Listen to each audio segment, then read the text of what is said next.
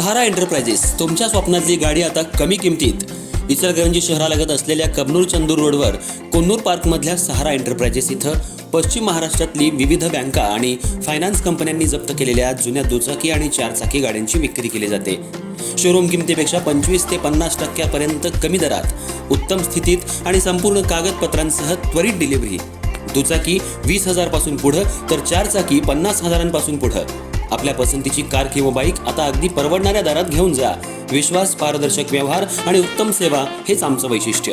पत्ता Konnur park, Kabnur Chandur road, Ichalkaranji. Proprietor Rajubhai Ajgar. संपर्क 8055810910 आणि 9860785786. सहारा एंटरप्राइजेस, दर्जा, विश्वास आणि बचत यांचं परिपूर्ण ठिकाण.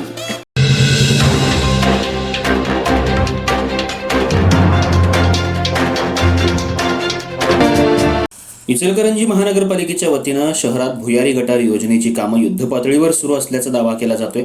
मात्र या कामांमुळे नागरिकांना मोठा त्रास सहन करावा लागतोय.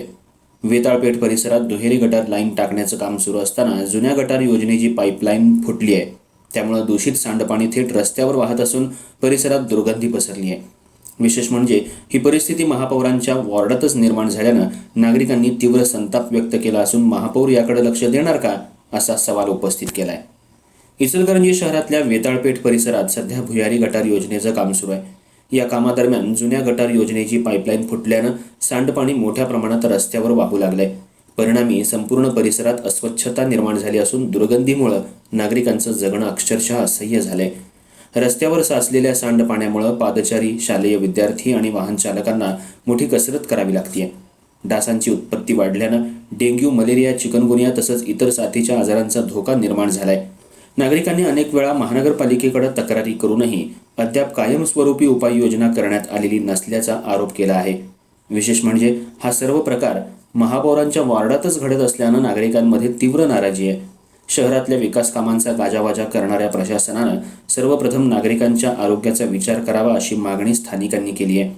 भुयारी गटार योजनेची कामं दर्जेदार आणि नियोजनबद्ध पद्धतीनं करण्याऐवजी निष्काळजीपणामुळे नागरिकांना त्रास सहन करावा लागत असल्याची टीकाही होतीये.